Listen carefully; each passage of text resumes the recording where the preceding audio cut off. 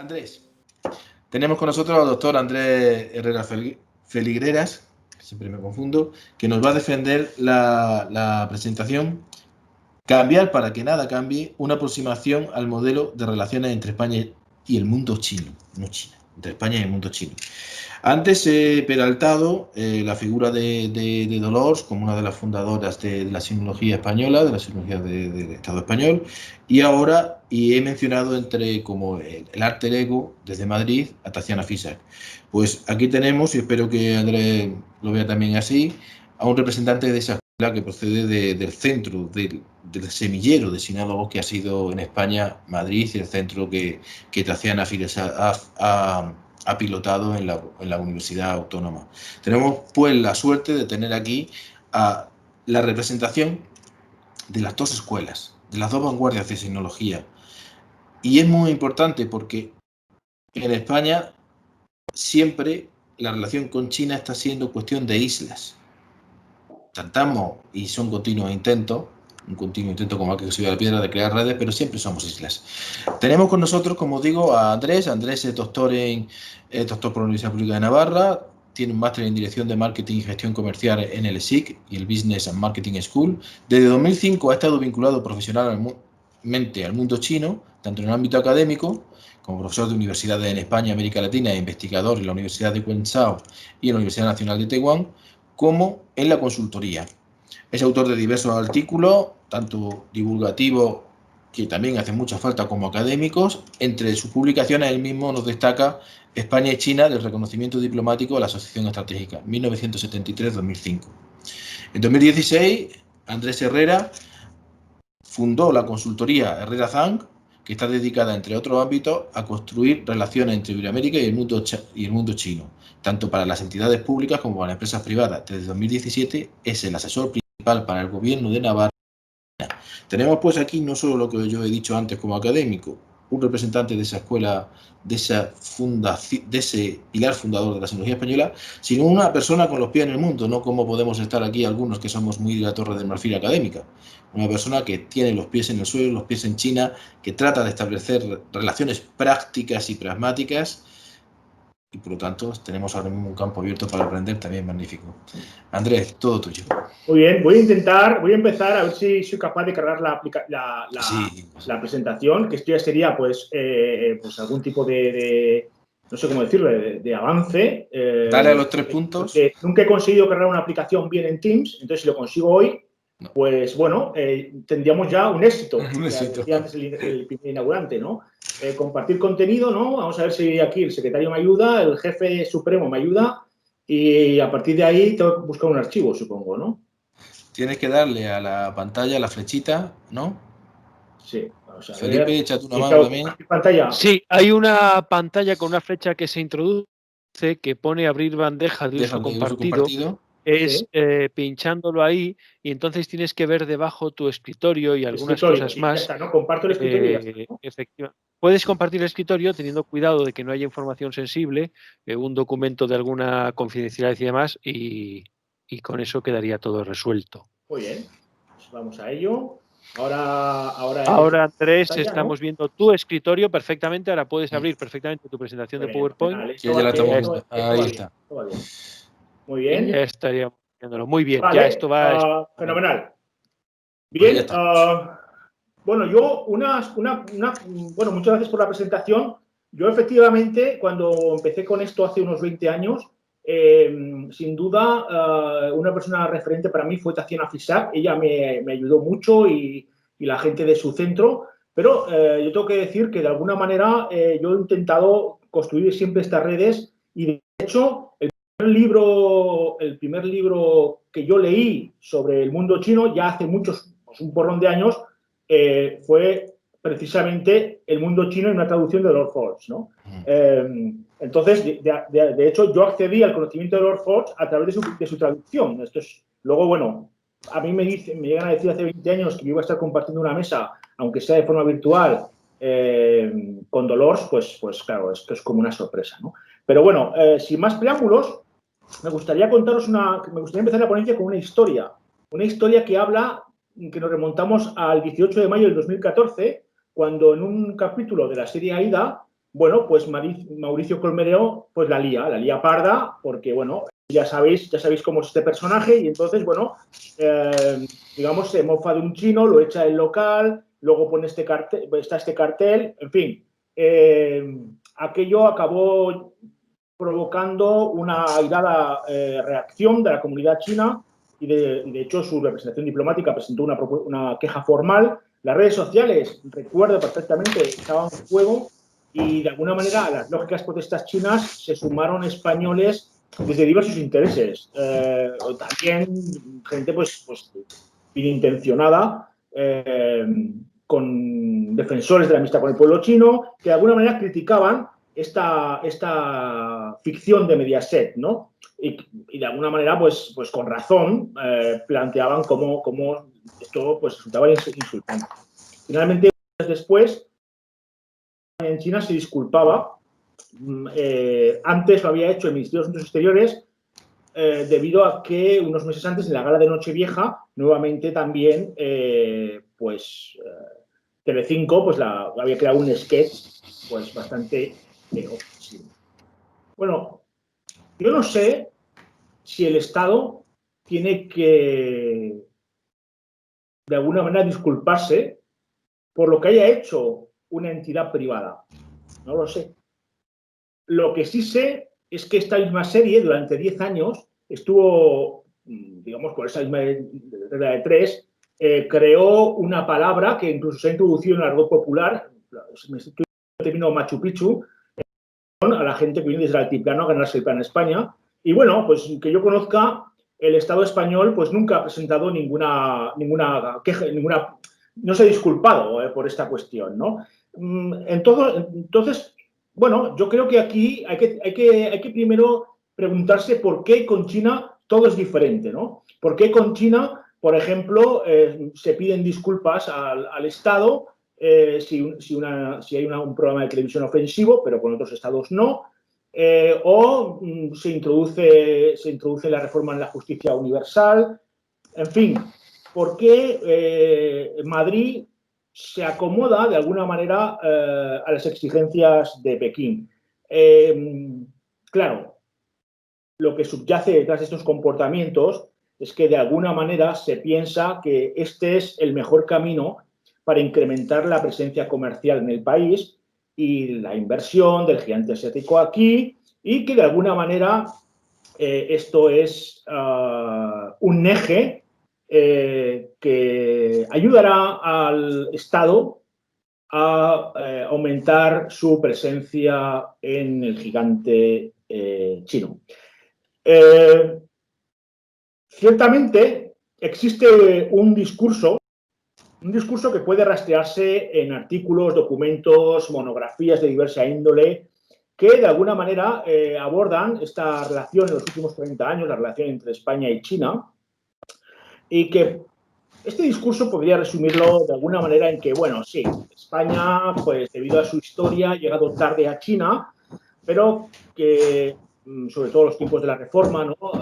De otros países europeos, pero que bueno, que la administración está ahí tenazmente empujando para superar obstáculos y finalmente a través de los planes Asia, en el comienzo del siglo XXI, bueno, pues ya se ha abierto una nueva fase de colaboración público-privada que digamos, sitúa a China en nuestro radar y de alguna manera vamos hacia adelante. Queda mucho por hacer, pero es mucho lo que se ha realizado. El colofón de este discurso viene a ser que las empresas españolas deben aprovechar la oportunidad del mercado en China y que España tendría que ser un país atractivo para la inversión española en China. De alguna manera, este discurso, lo que idea subyacente, como digo, es que dicen, bueno, en la medida en que nuestras empresas tengan éxito, en nuestra medida mejoraremos la posición. Bien, el mundo se está desplazando. Este discurso anterior que he mencionado es un discurso bastante coherente, es un discurso, digamos, sí, sólido, Pero algo, digamos, debe estar fallando, porque, bueno, lo que vemos es que sí, es verdad que hay cierto progreso en los últimos 20 años, pero claro, esas cifras palidecen cuando se comparan con otros estados de nuestra periferia, ¿no? Francia, Alemania, etc. El mundo se está desplazando, como vengo diciendo, lleva décadas desplazándose hacia Asia-Pacífico, pero de alguna manera el interés de nuestras empresas, esas que deberían ser la vanguardia de la influencia española en Asia o en China, pues no parece que la labor. De hecho, cuando hablo de países, no solamente estoy hablando de que nos llevan la delantera, no solamente estoy hablando de Francia o Alemania, que se puede decir, bueno, es que son los grandes, no, es que estoy hablando incluso, bueno, hemos visto en el gráfico anterior cómo Portugal es capaz de atraer más inversión, pero bueno, ya no vamos a hablar del potencial comercial de Holanda, Bélgica, etcétera, ¿no? Bien, ahí están las inversiones, las exportaciones españolas a China. Esas son las que son. Esto aquí nos habla, esto nos habla de, digamos, la diferencia entre discurso y realidad. Y podemos preguntarnos, ¿y por qué ocurre esto, ¿no? Esta es un poco la cuestión, la irrelevancia de España en el teatro asiático, ¿no? Es decir, de alguna manera, ¿cómo es posible que un país, ¿no?, que de alguna manera entre el 85 y el 95 asombró al mundo con una política exterior audaz, que llegó a ser parte del núcleo fundador del euro, que vio cómo sus empresas se hacían multinacionales y que al terminar el siglo XX llegó a ser el mayor inversor en América Latina y el cuarto país exportador de capital a nivel mundial? ¿Cómo es posible que 20 años después,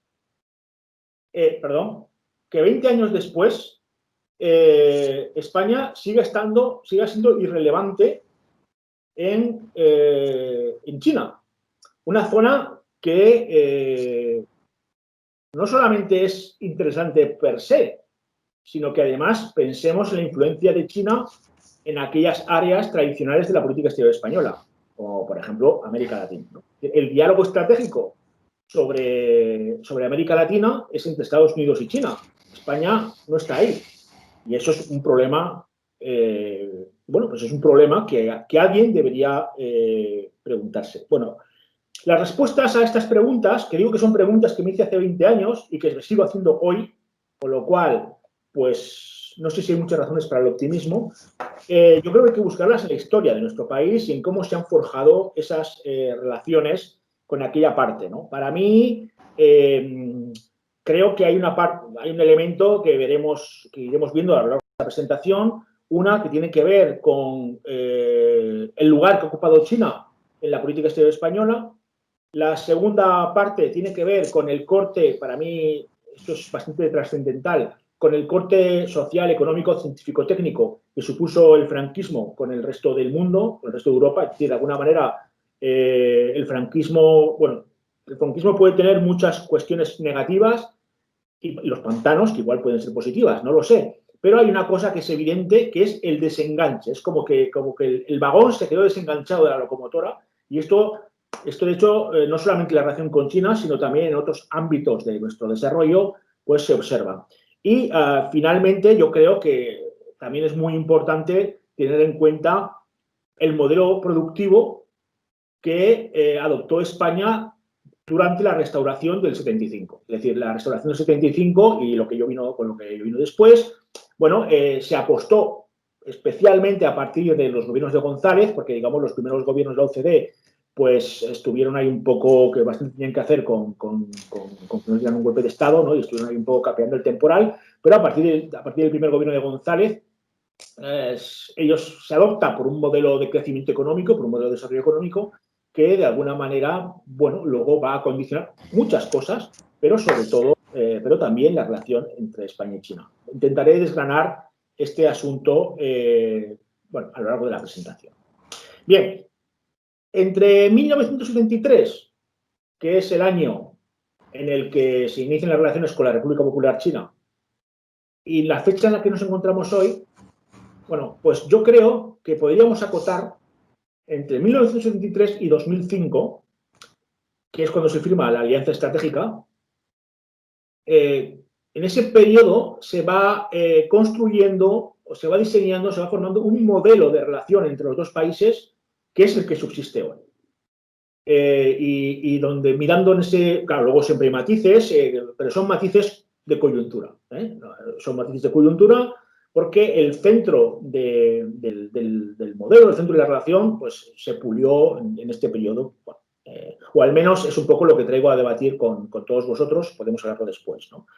Bien, el año 73, por supuesto, es la fecha asociada, no solamente, es una fecha importante, no solamente porque es el año en el que España y la República Popular China establecen relaciones, sino también porque es el año en el que se inicia una diplomacia de nuevo cuño, una diplomacia que aspira a ser más pragmática, que aspira de alguna manera a intentar perpetuar el régimen y una aceptación sobre todo en la Unión, lo que ahora será la Unión Europea, entonces la Comunidad Económica Europea.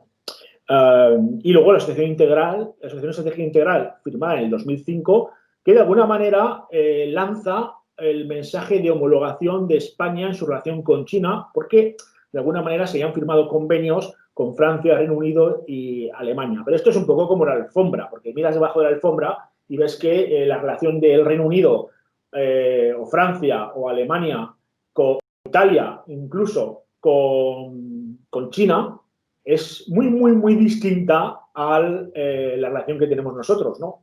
Aunque tengamos la misma alfombra, la alfombra de la Asociación Estratégica Integral. Bien, de alguna manera, este va a ser el marco en el que, como digo, voy a desarrollar la ponencia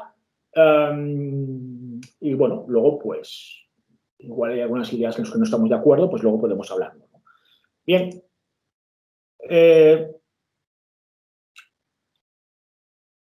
Una previa, ¿no? Hay que tener en cuenta que España y China, la República de China, lo que actualmente conocemos como Taiwán, establecen relaciones en los años 50, entre otras cosas gracias a la mediación norteamericana, y ambos son extremos de la política de contención estadounidense. ¿De acuerdo? Esta es la previa. Hay una relación política entre no abordaré sobre esto, entre China, en este caso la República de China, Taiwán y España, bueno, bastante cordial, no muy profunda, pero bastante cordial. Y bueno, pues claro, el anticomunismo es la argamasa de esa relación. Pero bueno, hay otras cosas interesantes, no, tampoco voy a entrar, pero por ejemplo España y China, Taiwán en este caso, son, por ejemplo, todo el tema de las centrales nucleares, pues ambos son los países que más centrales nucleares compran, ¿no? A General Electric, aunque luego no todas se instalarían, ¿no? Ambas son, como digo, la primera línea, ¿no? En este caso, Taiwán es la primera línea frente a la China comunista, que eso se llamaba entonces la República Popular, y España está detrás de los Pirineos estableciendo, digamos, el lugar de landing, el lugar de aterrizaje en caso de invasión. Bien. No sé por qué estoy escuchando como una musiquilla de fondo. Quizá alguien tiene que apagar el micrófono. Perdón, un segundo, apagar el micrófono, que nadie que no sea el conferenciante tenga el micrófono habilitado. Ya he silenciado yo el micrófono de la última persona, así que adelante. Gracias. Y bueno, en el año 73 se establecen relaciones diplomáticas entre España y la República Popular China. Esto fue un acontecimiento tremendo y un terremoto dentro del gobierno de Carrero Blanco. O sea, esto se lo habían cocinado el ministro de Exteriores, Bravo, y el dictador, se lo habían cocinado por su cuenta, ¿no? Es curioso porque cuando uno lee sobre la política exterior del franquismo o sobre, digamos, cómo se coció este tema, básicamente, con honrosas excepciones, porque también las hay, pero con honrosas excepciones, los argumentos que se repiten bueno, son pues que España, pues digamos que Franco, pues que fue una decisión pragmática, en fin, que los intereses de España primaban, bueno, una serie de argumentos que podían ser los argumentos de un investigador o de la prensa del movimiento, es decir, porque eran los argumentos del pueblo, o sea, del periódico Pueblo. Entonces, uno dice, joder, ¿cómo es posible que usted que es catedrático, usted que es profesor titular de historia, usted que se me ha hecho un libro sobre las relaciones entre España y China, usted me repita los argumentos del diario Pueblo? Es decir, esto es una falta de rigor bastante sorprendente, ¿no? No digo que todo el mundo sea así, pero bueno, te puedes encontrar en manuales clásicos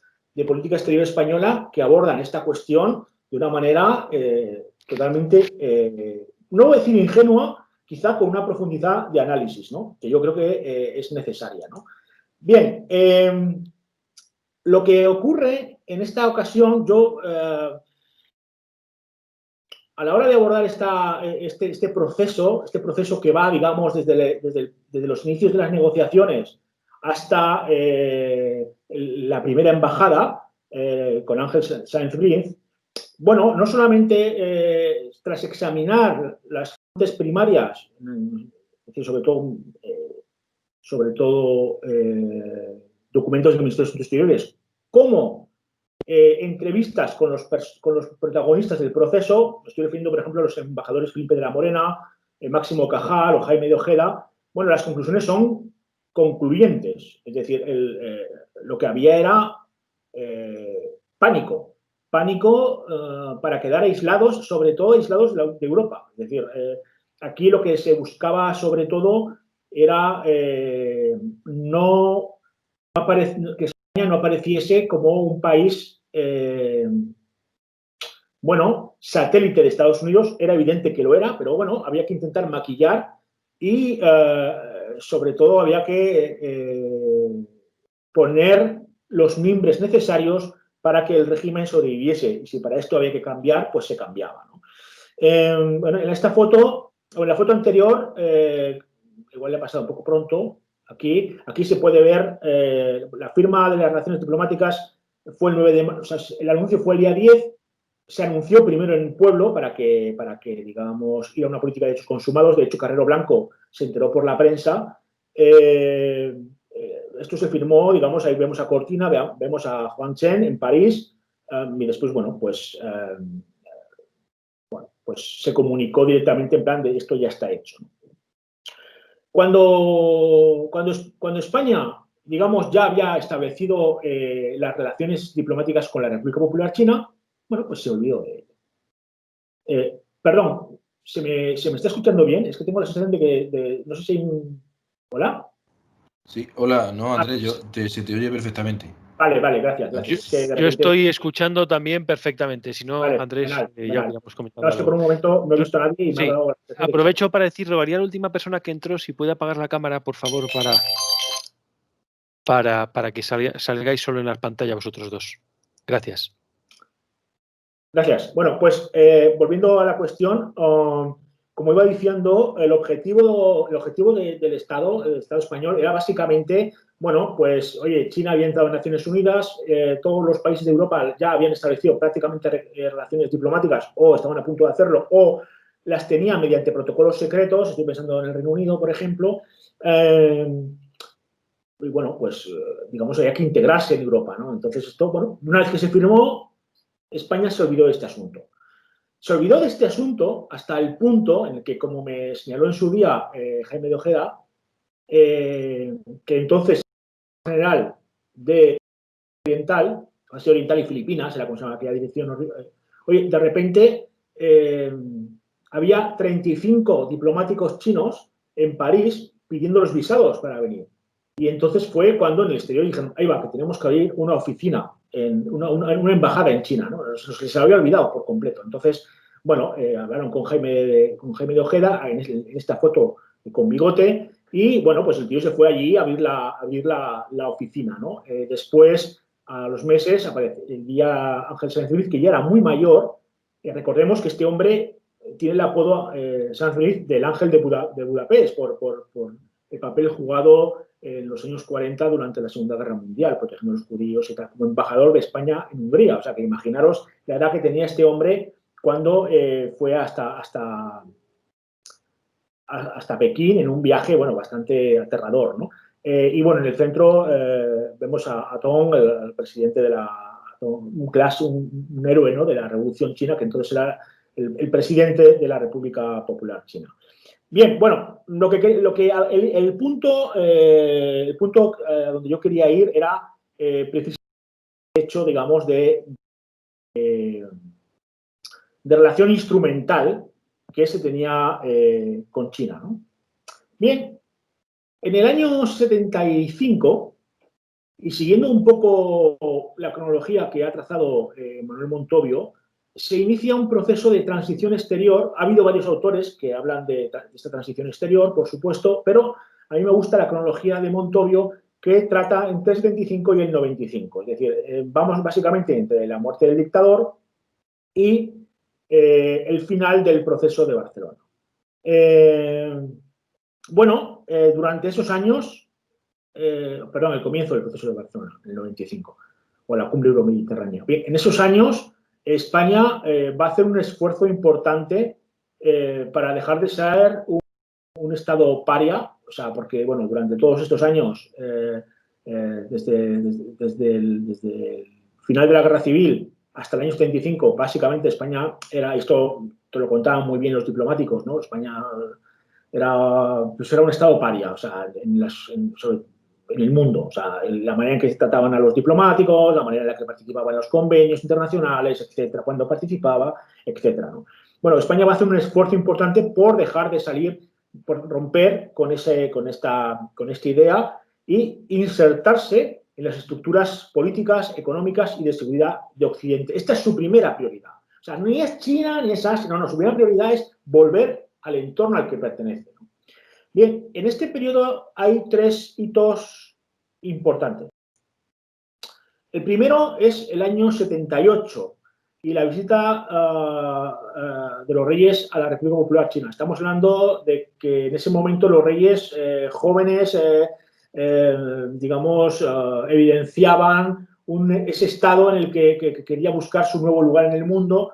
Yo tengo que preguntar, esto es una vieja fotografía sacada de los archivos de Ola, y yo creo que esta persona de aquí es Taciona Fisac, que acompañó a los reyes, no tenía 18 años, o los estaba recién cumplidos y acompañaba a los reyes, pero bueno, no lo sé, no estoy muy seguro, tendríamos que preguntarle. Y bueno, fue una visita importante desde el punto de vista simbólico. No voy a extender sobre esta cuestión, pero bueno, quedó muy bien reflejada en el nodo, se puede encontrar en el archivo de Radio Televisión Española, y el viaje, y bueno, pues es muy interesante el archivo de nodo, porque saca una fotografía de ese verano, de la visita de los reyes, del ambiente. Era la primera vez, no solamente que unos reyes españoles iban a China, sino que unos reyes europeos visitaban China. Entonces, bueno, fue un acontecimiento importante, ¿no? El segundo hito, en el que me detendré bastante, será Tiananmen. Tiananmen y la reacción española a Tiananmen fue también un hito importante. Y finalmente la visita del 95 de Felipe González a China, que fue quizás una de las acciones, o ha sido una de las acciones más importantes de la diplomacia comercial española, ¿no? Veremos un poco sobre esto. Bien, como digo, España ya había cumplido, digamos, con el año 95 había cumplido sus objetivos de reinserción en la comunidad internacional. Y de hecho había sorprendido a España, había sorprendido al mundo. Había sorprendido al mundo con su activa política en la Unión Europea, las cumbres iberoamericanas, por poner algunos, digamos, y como he dicho antes, el proceso de Barcelona como broche final. Entonces es cuando se plantea abordar Asia. Lo hace con 2 ejes. Tratar de captar las inversiones japonesas. En ese momento, los que somos mayores nos acordaremos de cómo, ¿no?, de los Nissan, los japoneses, ¿no?, un pedazo de anuncio que había en televisión, y que de alguna manera era emblemático de un periodo en el que muchas empresas, muchas multinacionales japonesas aterrizaron en España, ¿no? Bien, Japón trata de atraer la capacidad inversora y aprovechar las oportunidades que el inmenso mercado chino de la reforma, bueno, pues traía consigo. Bueno, pero desde mi punto de vista, perdonar, aquí ha habido un error, disculpar. Vale.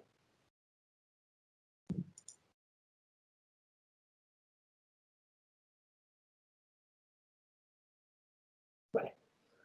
Bien, a partir del año 2005, a partir del año 2000, mejor, vamos a ver cómo las relaciones se aceleran, sobre todo a raíz de los planes Asia, ¿no? Que fueron, sin duda, el inicio del siglo XX para España. Era como diciendo, bueno, nosotros ya hemos cumplido, ya somos una potencia media, entonces es el momento de abrir, de impulsar otros espacios, ¿no? Hay que tener en cuenta también que en el año 2000, esta fotografía que vemos aquí pertenece al segundo plan. El primer plan es que fue una cosa, es un borrador, un PDF que se hizo un poco de manera improvisada y que redactó básicamente en poco tiempo pues Manuel Montoyo. Entonces, la idea era, China, la reflexión que se hacía era, China ha ingresado en la Organización Mundial de Comercio, es el momento, esto va a ser realmente importante, el mundo se está desplazando hacia allá, es importante, digamos, acelerar, intensificar la relación, ¿no? Y efectivamente se intentó replicar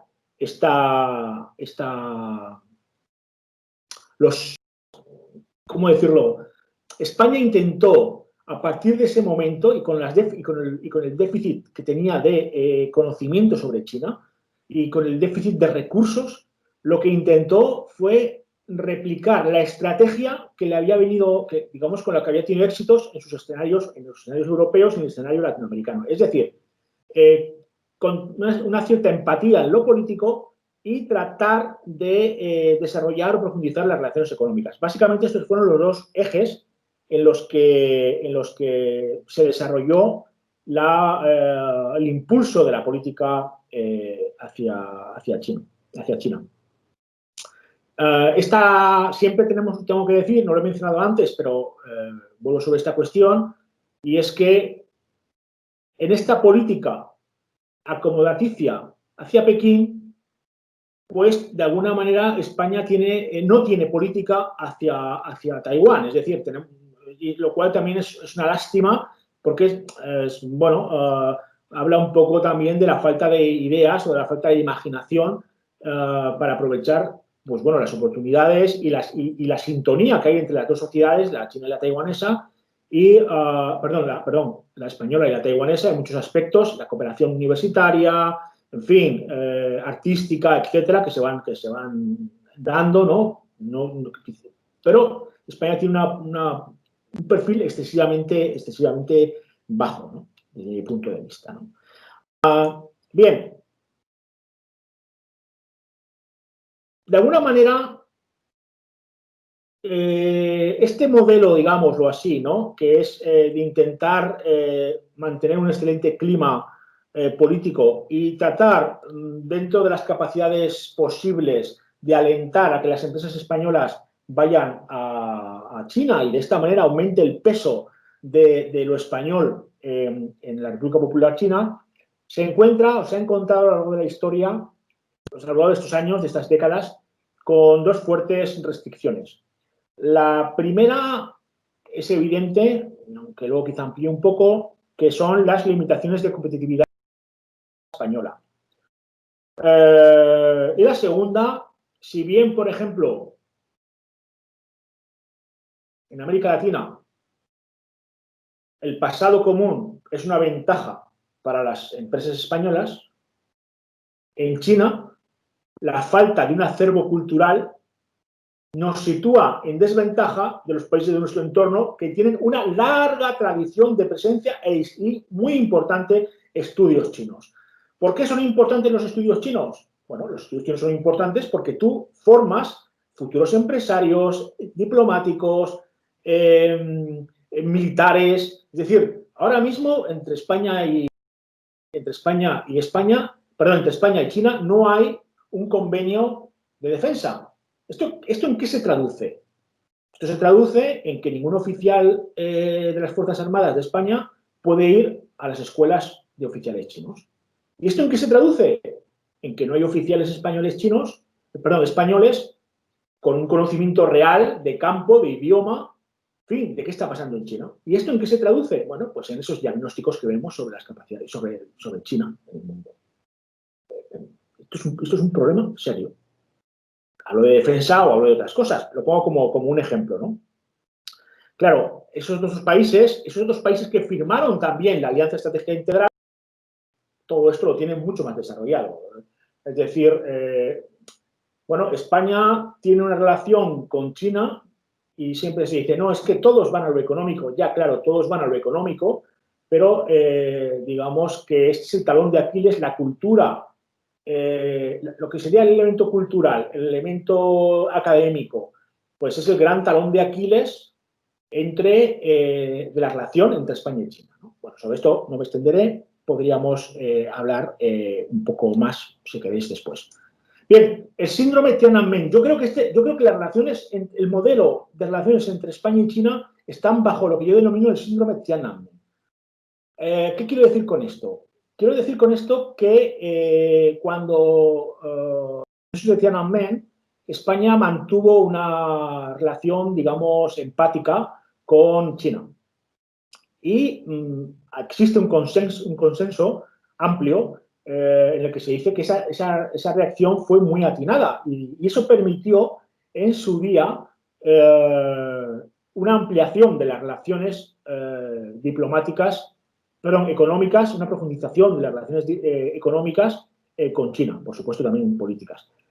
Y entonces aquí están las coordenadas, ¿no? Las coordenadas bueno, esta es la idea, es decir, cuánto hay que llevarse bien para así profundizar en lo económico, ¿no? Y este es un poco el cajón en el que se mueve la relación diplomática, la relación histórica entre España y China y que nos devuelve de alguna manera a esa anécdota que he contado antes de Telecinco, ¿no?